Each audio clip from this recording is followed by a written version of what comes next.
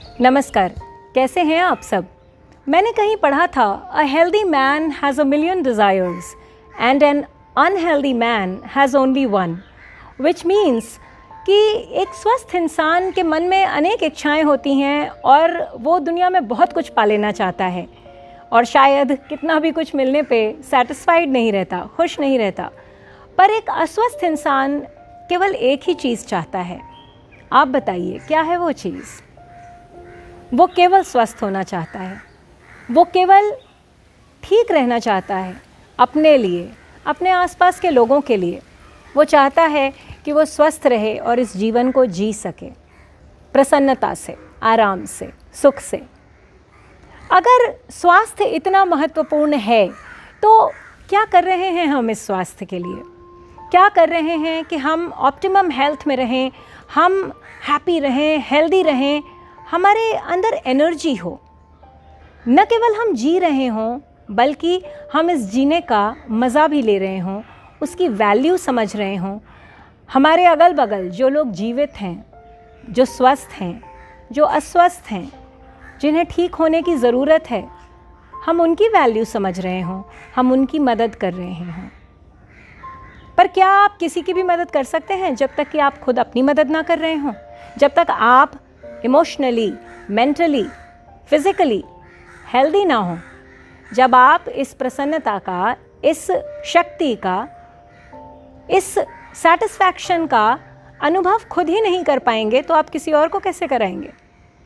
तो क्या ये ज़रूरी है कि हम अपना ध्यान रखें और अपनी हेल्थ के लिए कुछ करें? हेल्थ क्या है? क्या है स्वास्थ्य?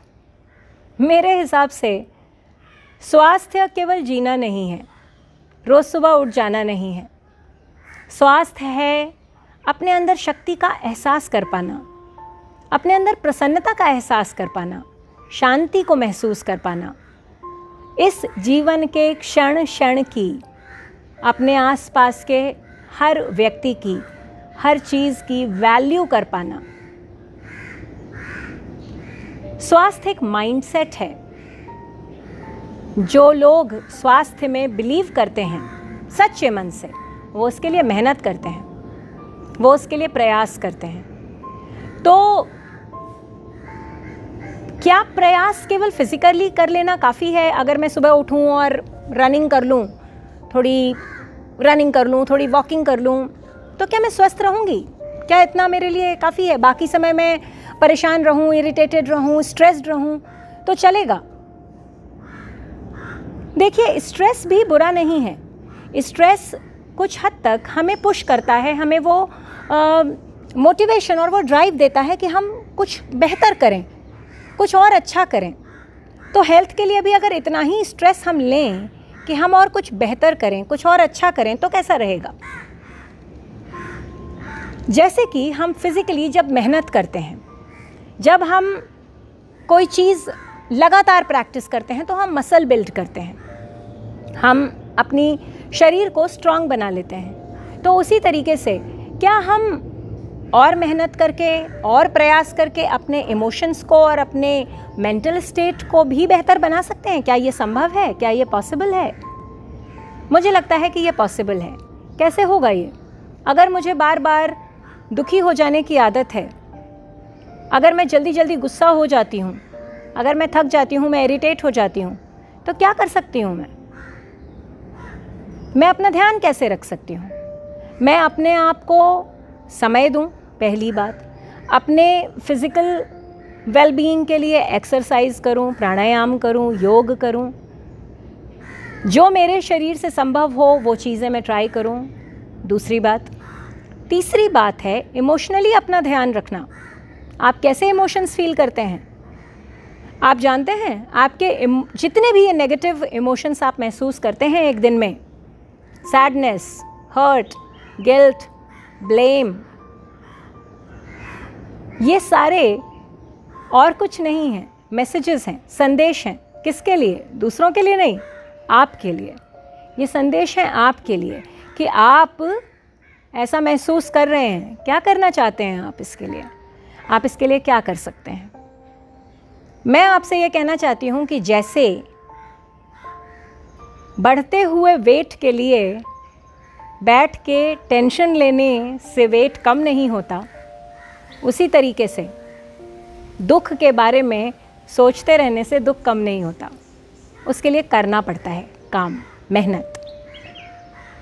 जैसे दौड़ के, एक्सरसाइज करके हम वेट कम कर सकते हैं, अपने शरीर को और फिट बना सकते हैं या वेट गेन कर सकते हैं, उसी तरीके से हम मेहनत करके और प्रयास करके और सेम चीज़ को बार बार प्रैक्टिस करके अपने मेंटल और इमोशनल स्टेट को भी बेटर बना सकते हैं।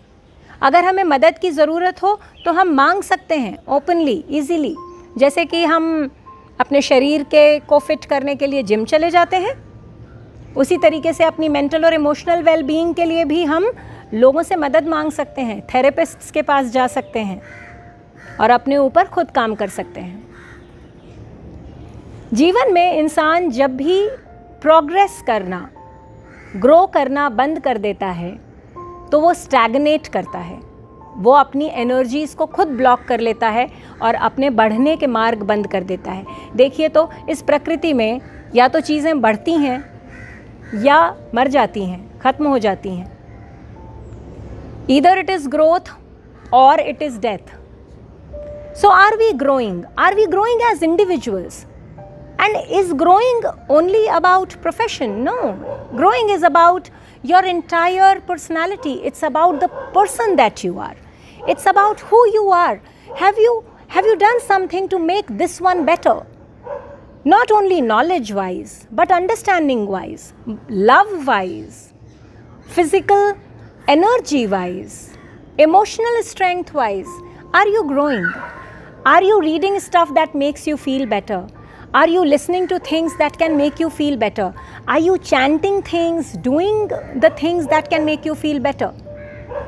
और अगर आप ये नहीं कर रहे हैं तो आप वो हेल्थ जिसकी वैल्यू आप बहुत अच्छे से जानते हैं, जब भी कोई अगल बगल बीमार होता है आप चाहते हैं वो ठीक हो जाए, आप उसके लिए सब कुछ करने को तैयार हो जाते हैं जो आपके लिए मैटर करते हैं, तो आप इसकी वैल्यू 100% जानते हैं। तो इस हेल्थ के लिए क्या क्या कर सकते हैं हम?